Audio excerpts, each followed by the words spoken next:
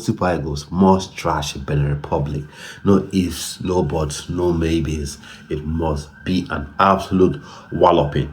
Now, I'm not coming from a standpoint of, oh, Nigeria are a better side, oh, Benin Republic have no chance, so you must trash them. No, that's what needs to happen for Nigeria to stand a chance to qualify for the World Cup. Yeah, fair play, got the goals versus Benin Republic. Akwa Adams, fair play to him. Victor Osimhen with the assist for that one. The penalty, just Ekong converting from the spot. Nice one with that one. Wonderful. But going to the Benin Republic game, given the fact that Nigeria has now considered a goal against Lesotho. In terms of goal difference, Nigeria can only get 17 points. So going into that game versus Benin Republic, Nigeria has to beat Benin by at least 2 goals to then become on par in the head, to become at par, and then maybe talking about level up goal difference, and then FIFA would then have to look at goals scored. And then maybe Nigeria might edge it out in that regard, goals scored in terms of in the head-to-head. But if they're looking at it from the perspective of goals scored overall, Benin Republic may win. But to make matters completely sure from the standpoint of what Nigeria has to do, Nigeria must trash Benin Republic. And by that I mean 3-0, 4-0 and above. And that's where the issue lies, because this Nigerian Super Eagles side, haven't seen them really take any team to the cleaners, and Lesotho was that team yesterday that they really should have taken to the cleaners, bashed 4-5, 6-0. The openings were there all day, but a couple of misplaced passes, no one really grabbing the bull by the horn in the middle of the park, holding the ball, running at their man through the middle. And so while we're happy with the win, because if you don't win that game, everyone is done. Everyone just goes home, right? But that win, while that win was important, an opportunity was missed, in my opinion, to absolutely build up ahead of steam, get some advantage, in terms of goals ahead over Benin Republic. But now, it is what it is right now. So going to that game, Nigeria should be looking to score at least 3 to 4 unreplied goals to actually stand a chance of qualifying without too much mathematics on the Benin Republic side. Of course, you have to wait on Rwanda to at least pull up a draw against South Africa, just like Zimbabwe did yesterday, drawing with South Africa. So that's where we find ourselves. Nigeria must absolutely go out there to absolutely trash Benin Republic. And now it's possible, though we haven't seen evidence of it. I think the coach should go with a 3-man forward line, 3-man center forward. You go with Osimhen, you go with Arokodare, you go with Akwa Adams, and then you create the width using your fullbacks that could really be high up the pitch. Or you could decide to go with you play with them three, have 3 center backs that don't really come out, that just sit back and wait for any counter attacks, and then you play with 2 actual wingers like your Chukwuezes, your Dumela Lookmans, to really create width, and then you have those bodies in the box.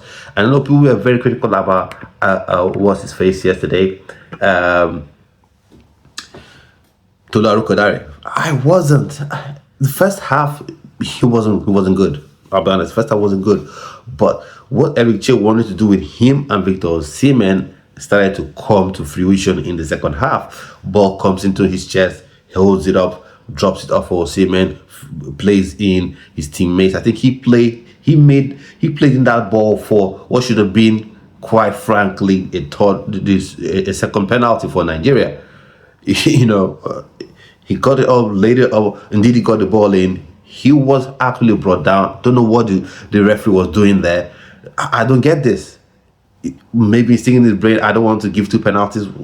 That's madness. If a team brings down an opponent or commits an offense in the 18-yard box 10 times validly, it should be a valid penalty, in my opinion. And one player I want to talk about, I want to shout out, is Benjamin Frederick, because he has been getting all sorts of criticisms that I don't know where they come from, because it just feels like some people don't actually watch the games, right? They just relax and say, who am I going to criticize today? okay, we'll draw lots if falls on you, Benin Republic, because he, in my opinion, goes aside, was the best player for Nigeria on that pitch. He wasn't dribbled past, he overlapped when he needed to. He combined well with his winger, especially when Chukwueze came on. So he was phenomenal. For me, I was a bit skeptical because I see him as a centre back, a top level, talented centre back. Pairing up with Calvin Bassey, the legs, they can play high up the park, play high with the high line. So but having him play at right back, I was a bit skeptical. Can he really pull it off? And he did. He did. He looked like he's been playing right back for 10 years right now at the highest level. So top marks to Benjamin Fredericks. No criticism for it. Comes to him from this channel at least. Other people may criticize, and one has their own subjective opinion to things. So for me, going to this game against Benin Republic on Tuesday, there is no option. Nigeria has to win, even if you're not going with a very offensive formation like the one I've chosen. Go with three nines, and then you play with two wingers. If you're not looking to do that, then you still maybe go with your Aroko Dare and your Victor Osimhen to start. You need that physicality. You need to be aggressive.